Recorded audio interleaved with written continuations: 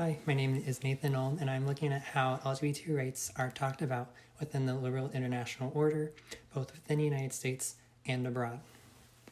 For the relevant text I'm using for my essay, I am looking at John Eikenberry's A World Safe for Democracy, using Chapter 1 to define liberalism, and Coley Nexon's Exit from Hegemony, using Chapter 4 to explain orders that are against the liberal order in Russia and China, and Chapter 7 to explain how Trump in the United States had conflict with the liberal order.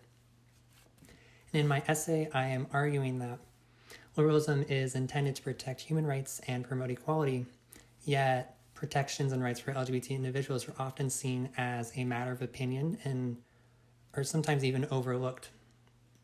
And within the United States, the world order is being challenged because rights for LGBT people depend on who is in power and their commitment to liberalism and human rights. An issue currently faced in the United States is based around the Equality Act. What this would do is add protections based on discrimination on the basis of sex, sexuality, gender identity, and this would be added to the 1964 Civil Rights Act. In its current state, it is being passed through Congress. It has passed the House and soon to go to the Senate. In the House, it received unanimous support from Democrats, but unanimous dissent from Republicans.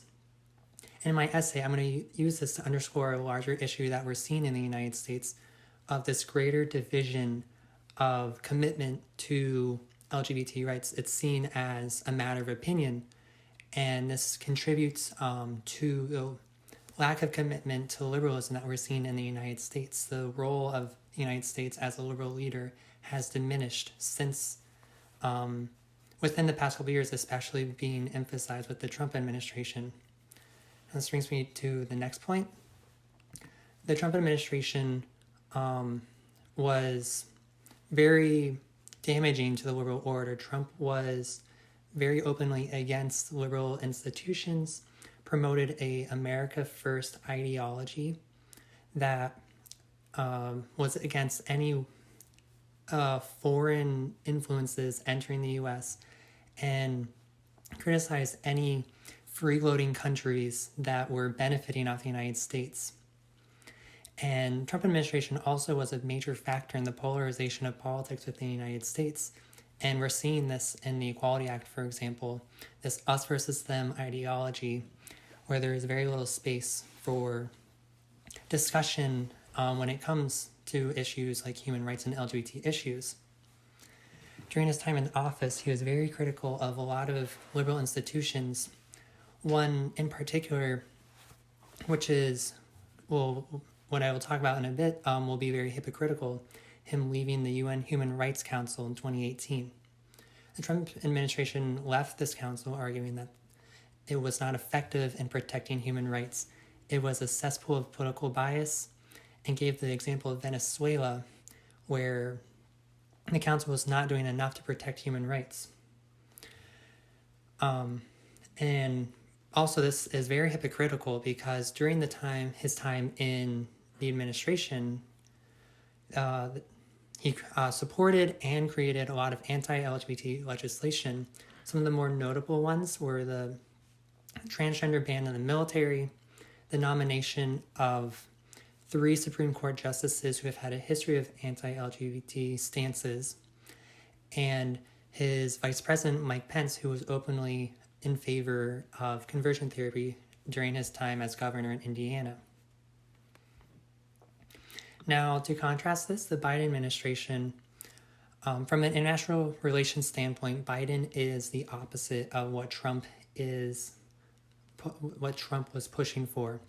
Biden ran his campaign on restoring the damages that the Trump administration caused, both domestically in the United States and internationally. As president, Biden has declared that America is back. He's trying to restore the United States as a liberal leader in the world and bring the United States power back from what it used to be. Biden's stances on LGBT issues are much more accepting than Trump's stances. During his first days in office, he reversed the transgender military ban, and during his campaign, he supported a lot of LGBT issues, bringing up violence against trans individuals, and he even supports the Equality Act and has called on Congress to pass it when it moves to the Senate.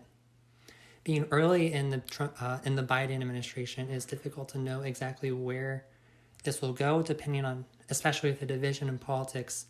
But if Biden is successful in restoring this division in politics and this ideological battle on the LGBT issues, this could potentially bring back the United States as a liberal leader in protecting both human rights and LGBT individuals domestically and internationally. When it comes to more international issues, the United States in recent years has had some issues, especially with the Trump administration. One of these examples would be the gay purges in Chechnya. These started in 2017, where the Chechen government began rounding up queer people, mostly gay men, and putting them in secret prisons where they'd be tortured and, in some cases, killed. President Razman Kadyrov denied that these gay purges were happening and even declared that there weren't any gay people in Chechnya, and said they were in an interview that you cannot oppress people that do not exist. If there were gay people in Chechnya, they would have fled. An investigation by the Russian government found no evidence that gay purges were happening, but this investigation was not credible because Russia has been openly against LGBT issues and against the liberal order. So a lot of countries became very suspicious of this. Canada became a strong leader in helping refugees escape from the Chechen persecution, and also France, Germany, and Belgium offered asylum, as well as Canada, but the distance between Canada and Chechnya was very difficult for refugees to arrive. They worked with advocacy groups to help people escape.